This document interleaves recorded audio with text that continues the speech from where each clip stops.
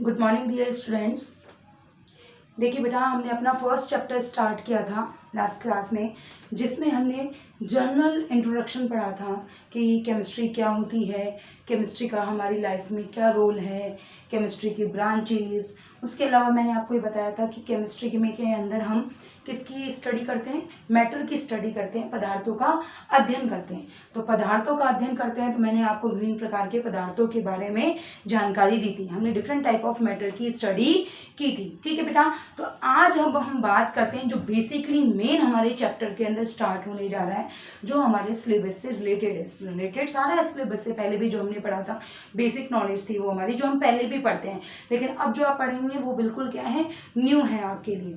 आज हम बात करते हैं बेटा मेजरमेंट्स इन केमिस्ट्री, रसायन विज्ञान में मापन। देखिए बेटा, जब हम लैब के अंदर जाते हैं, हम प्रैक्टिकल करते हैं तो हमें क्या होता है, प्रैक्टिकल करने पे बहुत सारी क्या होती है, डिग्री ऑफ अनसर्टिनिटी मिलती है, बहुत सारी हमें क्या मिलती है, त्रुटि मिलती है, एक्यूरेट वैल्यू हमको नहीं मिल पाती।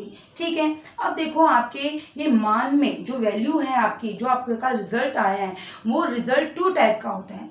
उस जो वैल्यू है वो 2 टाइप की होती है। एक होती है हमारी एक्यूरेट वैल्यू और एक होती है हमारी प्रिसाइज वैल्यू। कौन सी वैल्यू होती है? एक होती है एक्यूरेट वैल्यू और एक होती है प्रिसाइज वैल्यू। देखिए बेटा, प्रिसाइज वैल्यू क्या होती है कि आपने मान लीजिए कि कोई प्रैक्टिकल किया, ठीक है, प्रैक्टिकल करने पे आपने रिजल्ट निकाला, ठीक है, मान लीजिए वो रिजल्ट आ रहा है आपका 2.54, ये रिजल्ट आ रहा है, जो भी आ रहा है, ठीक है। अब आपने दोबारा किया इसी प्रैक्टिकल को, जब दोबारा किया तो दोबारा भी आपका 2.54 आया, तीसरी बार किया आपने, तीसरी बार करने भी आपके 2.54 आ रहा है, ठीक है। यानी आपका रिजल्ट जब आप बार बार कर रहे हैं, यानी बिल्कुल आप प्रॉपरली सही ढंग से बहुत अच्छे से कर रहे हैं और आपका रिजल्ट आपको यही ऑब्टेन हो रहा है 2-3 बार करने पे, ठीक है। तो ये वैल्यू कहलाती है प्रिसाइज वैल्यू, यानी परिशुद्ध मान, कि आप 2 या 3 बार उस एक्सपेरिमेंट को कर रहे हैं और एक्सपेरिमेंट को करने पर आपको वही वैल्यू ऑब्टेन हो रही है। लेकिन ये जो वैल्यू होगी, ये वैल्यू प्रिसाइज वैल्यू तो होगी लेकिन एक्यूरेट नहीं होगी। अब एक्यूरेट से मतलब क्या है कि मान लीजिए कि उस प्रैक्टिकल का प्रायोगिक आधारों पर सैद्धांतिक जो मान है, मान लीजिए इसका सैद्धांतिक मान है 2.57, सैद्धांतिक मान क्या है इसका, इसके सैद्धांतिक मान क्या है, 2.57 है। आपका जो रिजल्ट आ रहा है वो 2.54 है, जो इससे सामीप्य को दर्शाता है, इसके आसपास आ रहा है, इसके क्या हो रहा है, आसपास आ रहा है। यानी आप बार बार परफॉर्म कर रहे हैं, बार बार परफॉर्म करने के बाद आपको यही 2.54 रिजल्ट मिल रहा है। और ये रिजल्ट आपकी जो एक्यूरेट वैल्यू है, यानी सिद्धांतों के आधार पर इस प्रयोग का जो भी आपने प्रैक्टिकल किया उसका रिजल्ट ये आना चाहिए था, ये रिजल्ट आना चाहिए था। लेकिन जो आपका रिजल्ट आ रहा है वो इसके आसपास आ रहा है, इसके पास आ रहा है, इसके सामीप्य को दर्शा रहा है। तो ये मान कहलाएगा आपका परिशुद्ध मान, प्रिसाइज वैल्यू, ठीक है। और ये वैल्यू कहलाएगी आपकी एक्यूरेट वैल्यू, जो एक्चुअल में होनी चाहिए थी, लेकिन आपका जो मान है इसके आसपास आ रहा है, इसके निकट आ रहा है, इसके सामीप्य को दर्शा रहा है, ठीक है, इसके नियर बाई आपको रिजल्ट ऑब्टेन हो रहा है, बार बार करने पर आपको यही वैल्यू मिल रही है। तो ये वैल्यू कहलाएगी प्रिसाइज वैल्यू और ये वैल्यू कहलाएगी एक्यूरेट वैल्यू। तो इस तरीके से आपने जो प्रैक्टिकल किया, कोई भी रिजल्ट निकाला, उस रिजल्ट के अंदर जो आपको ये प्रिसाइज वैल्यू जो आपको मिली है, जो परिशुद्ध मान आपको मिला है, अब इस परिशुद्ध मान में सार्थक अंक यानी अर्थपूर्ण अंकों की संख्या, यानी जो आपने रिजल्ट निकाला उसमें काम के अंक कितने हैं, यूजफुल डिजिट कितनी है, मीनिंगफुल डिजिट कितनी है, number of meaningful digit in a precise value, जो भी आपकी प्रिसाइज वैल्यू आई है, ये जो परिशुद्ध मान आया है, इस परिशुद्ध मान में काम के अंक कितने हैं, अर्थपूर्ण अंक कितने हैं। तो अर्थपूर्ण अंकों की जो संख्या है, जो आपकी मीनिंगफुल जो डिजिट है, उसे हम कहते हैं सिग्निफिकेंट नंबर। क्या कहते हैं हम उसे? सिग्निफिकेंट नंबर, यानी सार्थक अंक। सार्थक अंक से क्या मतलब है कि जो आपने परिशुद्ध मान, ये जो परिशुद्ध मान है, जो प्रिसाइज वैल्यू है आपकी, जो कि एक्यूरेट वैल्यू के आसपास है, बिल्कुल एक्यूरेट नहीं है, उससे सामीप्य को दर्शा रहा है, ठीक है। तो इसके अंदर जो अर्थपूर्ण अंकों की संख्या होगी, जो मीनिंगफुल डिजिट होगी, जो काम की डिजिट होगी, वही क्या कहलाती है, हमारी सिग्निफिकेंट नंबर या सार्थक अंक कहलाते हैं। यानी किसी भी प्रयोग में किए गए मान में जो आपको परिशुद्ध मान प्राप्त हो रहा है, उस परिशुद्ध मान में, उस प्रिसाइज वैल्यू में जितने अर्थपूर्ण अंक होंगे या जितने हम इंग्लिश में कहें कि मीनिंगफुल डिजिट होंगी, वही आपके सार्थक अंक या सिग्निफिकेंट फिगर कहलाते हैं। और आपकी किसी वैल्यू में सिग्निफिकेंट नंबर्स की वैल्यू, सार्थक अंकों की संख्या जितनी ज्यादा होगी, वो मान, वो वैल्यू आपकी उतनी ही ज्यादा प्रिसाइज होगी। वो क्या होगी? उतनी ही ज्यादा प्रिसाइज या परिशुद्ध मान, बिल्कुल शुद्ध मान कहलाएगा। ठीक है। अब बेटा हम बात करते हैं कि भाई ये जो सार्थक अंक है, सिग्निफिकेंट फिगर है, हमें कैसे पता चलेगा कि भाई इसके अंदर कौन सा नंबर सिग्निफिकेंट नंबर है और कौन सा नंबर सिग्निफिकेंट नंबर नहीं है। तो आपके कुछ रूल्स है सिग्निफिकेंट फिगर्स की कि कैसे आप सिग्निफिकेंट फिगर्स का मालूम करेंगे। इसका रूल है आपका, देखिए सबसे फर्स्ट रूल, जो पहला नियम क्या कहता है?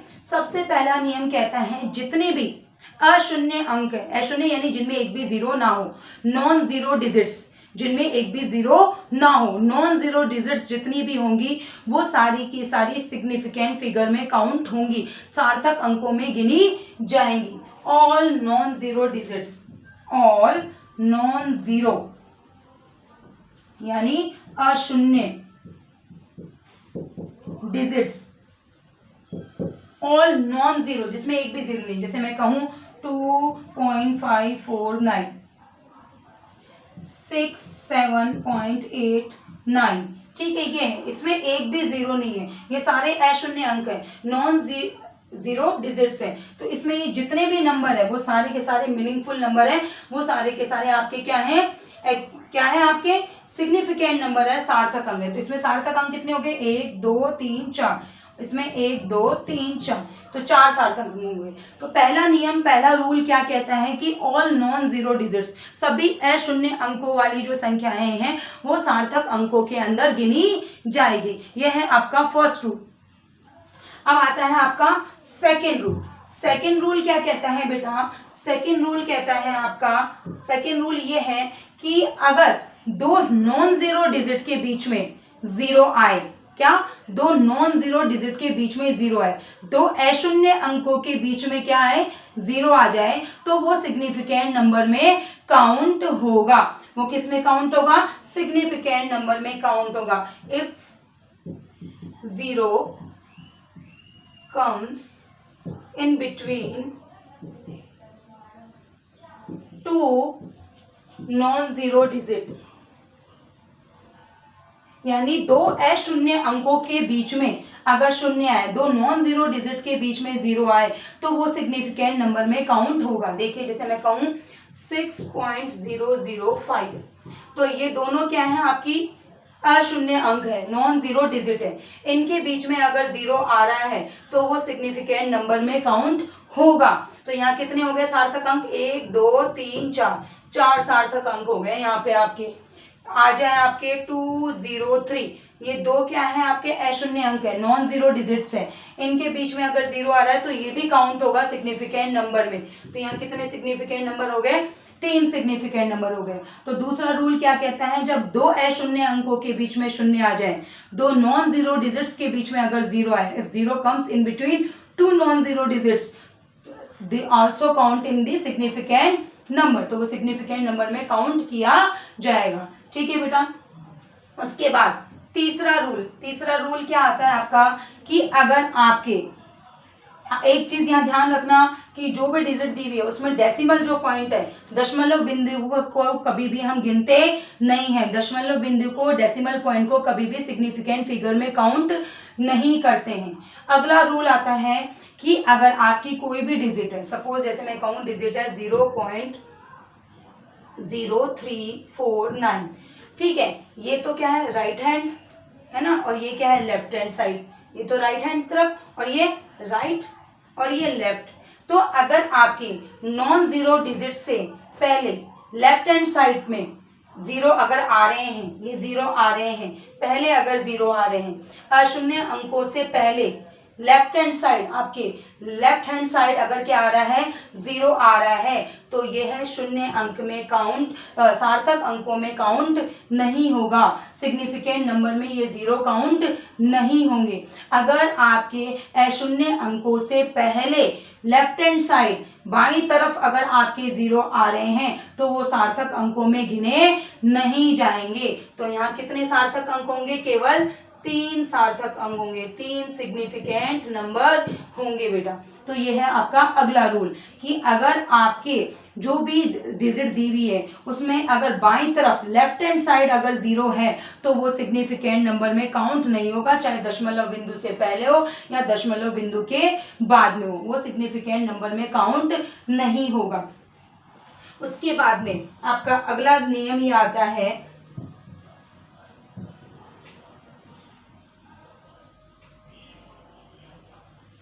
ठीक है, अगर 0 आपके पॉइंट के बाद में आ रहा हो, कौन सी तरफ, जैसे मान लो अगला रूल क्या है आपका कि आपका जो 0 है वो डेसिमल पॉइंट के बाद में आ रहा हो right hand side, decimal point के बाद में आ रहा हो राइट हैंड साइड, तो वो सिग्निफिकेंट नंबर में काउंट किया जाएगा। जैसे मैं कहूँ 500.00 सेंटीमीटर, ठीक है, यानी अगर डेसिमल पॉइंट के बाद राइट हैंड साइड, ये राइट हैंड साइड है, ये लेफ्ट हैंड साइड है, right hand side decimal point के बाद में 0 आ रहे हैं तो वो काउंट होंगे। क्यों? क्योंकि ये किसी भी, कोई भी आपका इंस्ट्रूमेंट है, कोई भी जो मापक यंत्र होता है उसकी एक्यूरेट वैल्यू को, उसकी परिशुद्धता को दर्शाता है कि कितने अच्छे से आपने मान को प्राप्त किया है। इसलिए हमेशा मान लीजिए, और हमेशा एक चीज़ ये भी ध्यान रखिएगा कि किसी भी डिजिट के पीछे अगर कोई यूनिट आ जाए, सेंटीमीटर, मीटर, ठीक है, रुपीज, ठीक है, इतनी पेंसिल्स,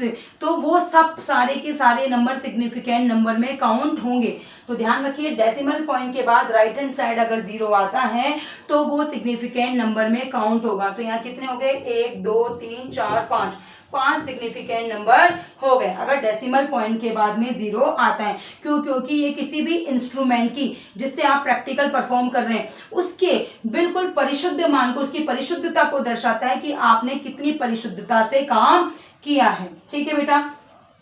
उसके बाद अगला रूल मैंने बताया, जैसे आपके पास आ जाए 20 पेंसिल, 10 पेंसिल, 10 इरेजर, 1000 पेन्स, ठीक, 1000, तो ऐसे जब डिजिट्स आ जाए तो वहां पे हमेशा सारे के सारे नंबर सिग्निफिकेंट नंबर में काउंट होंगे, सारे के सारे। जैसे मैं कहूँ 10 पेंसिल तो 10 पेंसिल्स, 10 आगे लिखा हुआ आ जाए पेंसिल, तो यहाँ पे ये दोनों के दोनों डिजिट क्या होंगे, सिग्निफिकेंट नंबर में काउंट होंगे। यानी पीछे कोई भी यूनिट आ जाए, कोई लिमिट आ जाए, कोई चीज बता दी जाए, पेंसिल है, इरेजर है, शार्पनर है, बॉक्स है, सेंटीमीटर है, मीटर है, कोई यूनिट अगर लगा दी जाए तो सारे के सारे फिगर जो होंगे सिग्निफिकेंट फिगर के अंदर काउंट होंगे। ठीक है बेटा।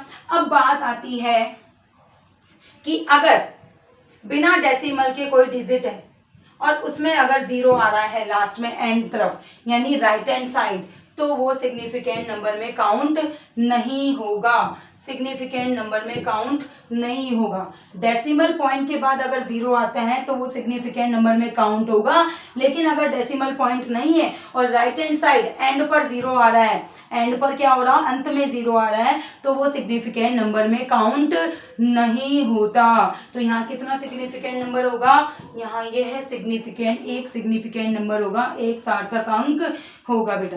आ गया समझ में। अब एक लास्ट चीज आती है कि मान लो कई बार क्या होती है, बहुत बड़ी डिजिट्स आ जाती हैं,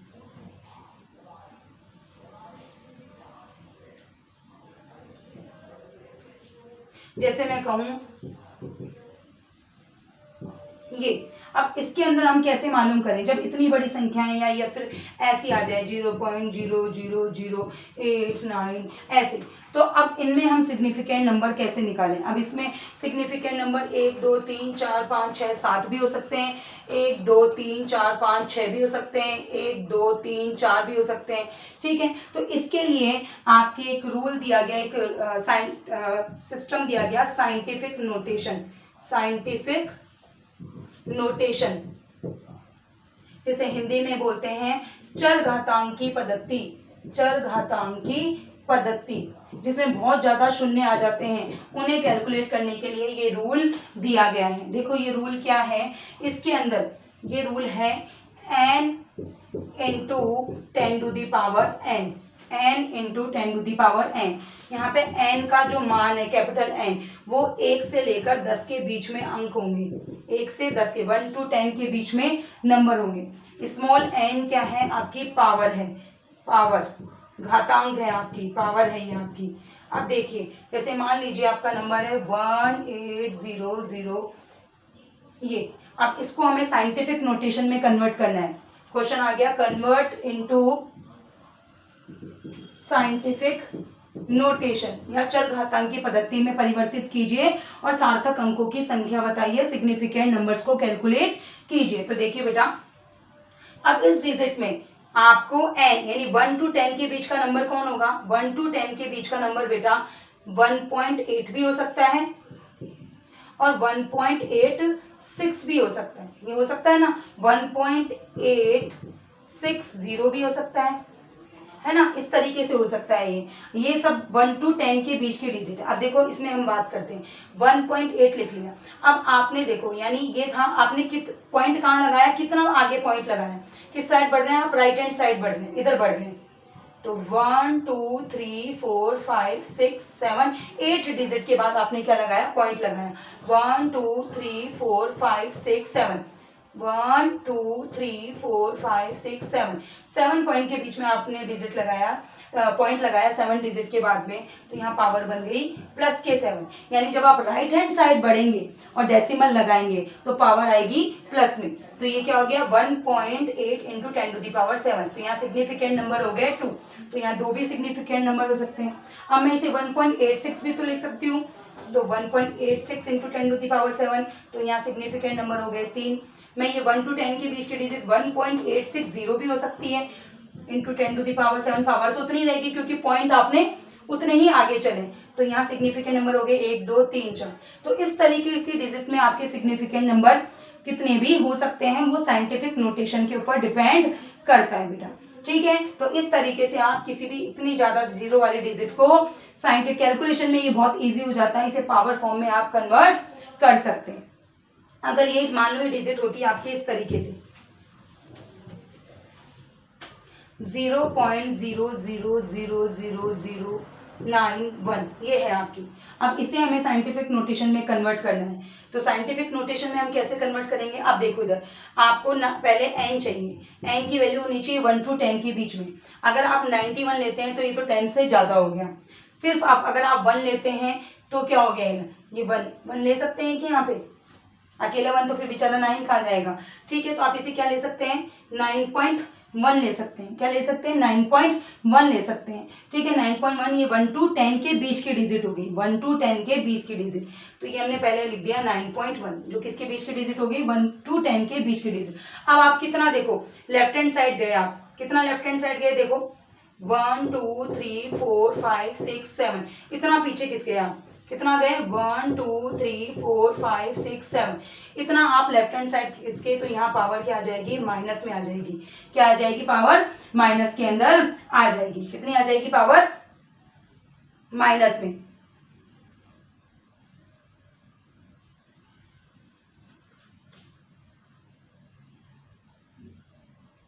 ठीक है बेटा, आ गया समझ में? तो ये पावर किस में हो गई? आपकी माइनस में पावर हो गई। यानी जब आप किस साइड? लेफ्ट हैंड साइड बढ़ते हैं तो पावर आती है प्लस में। जब आप राइट हैंड साइड इंक्रीज करेंगे, पॉइंट को बढ़ाएंगे, तो पावर आएगी आपकी माइनस में। तो ये होता है आपका साइंटिफिक नोटेशन। अब मैं कुछ क्वेश्चन दे रही हूँ बेटा, आप ये घर से करके लाएंगे, इन्हें साइंटिफिक नोटेशन के अंदर आप कन्वर्ट करेंगे। ये आपको घर से करना है, इन क्वेश्चंस को आपको साइंटिफिक नोटेशन के अंदर कन्वर्ट करना है। मैं क्वेश्चंस लिख रही हूँ, होमवर्क है आपके लिए।